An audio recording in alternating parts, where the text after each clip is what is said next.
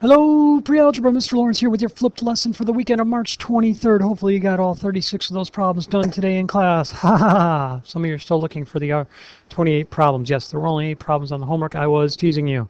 All right, here's the answer key for the homework if you want to check some answers. And I'm glad you guys like that because you're going to take responsibility for your own learning. So I'll be posting answers from now on. I'm so glad you guys like that. I'm very proud of you. All right, so this is on 7.5a.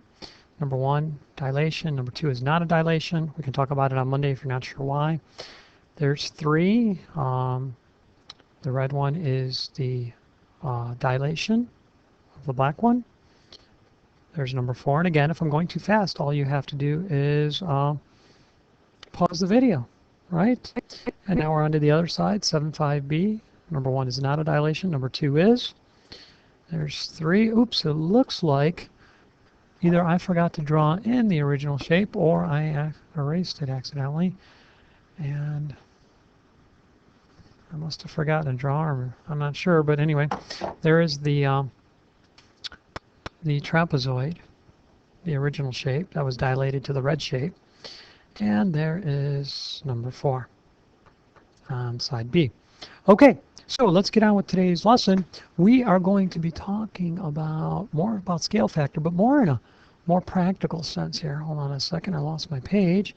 And I'm sorry I'm posting this so late, but I was looking for a really good map of Washington, D.C., because we will be going to Washington, D.C. sooner than you know. And check this out. We got some really cool stuff on this map. All right.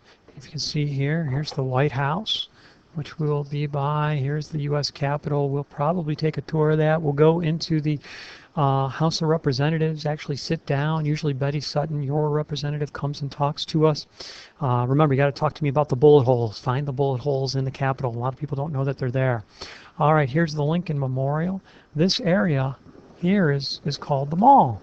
Okay, see, the Mall in Washington, D.C. A lot of the museums we're going to hit here. Here's the Gallery of Art. Here's the National Archives where the Constitution is kept. Air and Space Museum is over here. This would be the Botanical Gardens, which is also very cool. American history and natural history. Here's natural, here's American. Really cool stuff. Washington Monument is here. Okay, cool stuff. Here's the Holocaust Museum. All right, so anyway, let me get rid of most of these erasures. And I'm going to tell you that we're going to do a lot of walking in Washington, D.C. You're going to need some really comfortable shoes. And I'm going to tell you that on this map, 7 inches equals half a mile. Okay, you can just disregard this. I measured 7 inches, half a mile. I don't want you to see that. Don't look. Okay, now let's say we want to know, we're going to walk from the Capitol to the Washington Monument. How far are we going to walk from the Capitol to the Washington Monument? Okay, now if you measure with a ruler, you're going to know the inches, but you're not walking inches, you're walking miles. Do you realize that this map is a dilation of the actual mall? Yeah, it's called a scale drawing, but technically it's a dilation, right? It's a smaller version and it's done proportionally. So I need to tell you how many inches it is from the Capitol to the Washington Monument, and then you should be able to figure out how many miles it is. So hold on one second. Okay, I measured a distance of 19 inches from the Capitol to the Washington Monument. How many miles is that? Now, I know some of you are just going to kind of reason it out, but since this is a proportional drawing, a scale factor, I am going to set up a proportion. And I'm going to say that 7 inches is half a mile. And notice I use my labels. Remember when we did proportions way back at the beginning of the year? I'm going to say 19. Ooh, I'm not in draw mode. 19 inches is how many miles? And how do I solve a proportion? I cross multiply. All right. So I'm going to get 7 times x, which is 7x. And I get a half times 19.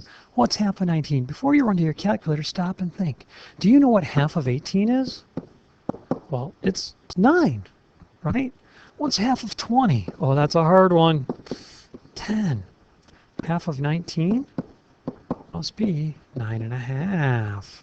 So I'm going to get 9.5. Oops, not 9 2/10, 9.5. All right. Now I use my one-step equation. I listen to Saddam. I divide by 7, divide by 7. All right. So I'll take 9 5/10, divide by 7. And most of you are probably using your calculators at this, but I'm doing this for my academic assist kids who love to do long division, especially now that they understand how. All right, 7's going to go into 25 3 times. There's 21. And then we're going to get a 4. And we got to put in another 0. I'm going to change colors so you know a 0's been added. I'm just going to keep adding zeros here until I get a pattern. So 7's going to go into 40, not 6 times, only 5 times. It's going to be 35. And then that's going to drop down. I'm subtracting, right? Oop, that's going to be 5. 50 is going to go in there 7 times. It's going to be 49. And you know what? That's close enough. That's close enough. I can keep going, but I'm going to get about 1.4 miles. So the answer to this would be, the distance from the Washington Monument to the Capitol would be about 1 4/10. Sorry, I got a strange mark in there. Let me get rid of that. 1 4/10 miles. Yeah, there you go. So you know, we're almost walking 1.5 miles if we walk from the Capitol to the Washington Monument. Yeah, that's pretty cool stuff, isn't it? All right, let's take a look at our map, and I'll tell you what, I'm going to pause the video here and get rid of some of this writing. Now, I can't be certain of the itinerary of the trip because it's liable to change based on weather and things like that. By the way, I don't want to jinx it, but I've never had bad weather in Washington, D.C. when I've been there on a school trip. I've had big thunderstorms on the ride there, on the ride back. I've had big thunderstorms at night when we're in the hotel. Never had to deal with thunderstorms while we've been touring. It's always been beautiful, mid-80s and beautiful. So let's hope that that keeps going. By the way, I don't know if you realize this. This right here is the Vietnam Wall. Oops. Okay, that's the Vietnam Wall, and there's some really cool monuments around here. Sometimes what we do is, and I don't think this map shows the FDR Memorial. The FDR Memorial is right in this general area here. Okay, and it's a really cool memorial. And what we've done a lot of the time is we've taken a walk, and we have walked. Usually at night, it's very pretty because we're in the tidal basin. Those of you who heard me talk about the helicopter in the tidal basin, there you see the words tidal basin, right? Okay, that's when I was in 8th grade, a helicopter had crashed in the tidal basin right before we got to Washington, D.C. And when I was there, they had not salvaged it yet. But we sometimes walk along this path here from the FDR Memorial over to the Jefferson Memorial. I've often wondered how far a walk that is. Well, let's see here if I can measure my segments. So, let's see. Now, of course, we're not walking perfectly straight lines, but we can estimate. So, it looks like this here, this little segment right here is about 2.5 inches. The middle segment appears to be 5 inches. And understand, don't hold me these exact measurements. It's just an approximation. Okay, and this last little segment here is about 2.5 inches. So how many total inches have we walked? Well, 2.5 and 2.5 is 5. 5 and 5 is 10. So we know that from FDR to the Jefferson Memorial is 10 inches. All right. So how many miles of a walk is that? Well, let's see here. We know that 7 inches is the same as half a mile on this map.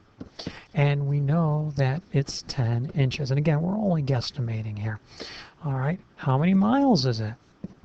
All right. Well, I'm going to cross multiply and get 7x.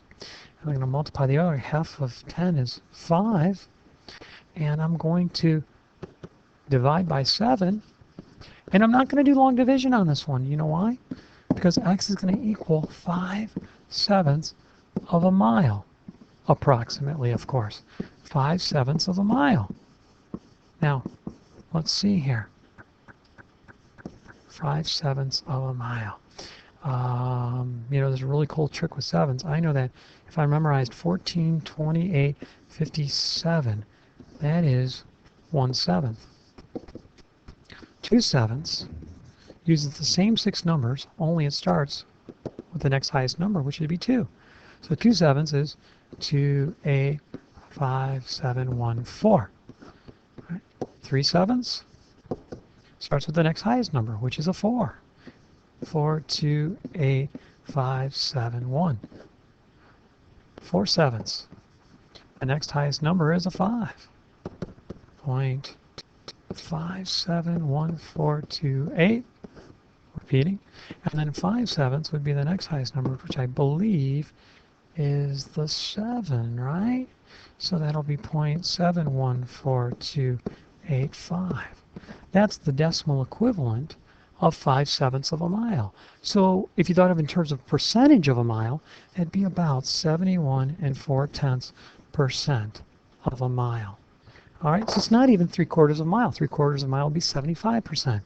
All right, that's the lesson for this week, and I hope you found it really cool. I got excited as I was doing it. All right, Mr. Lawrence signing off. Have a great weekend. We'll see you Monday. OH, I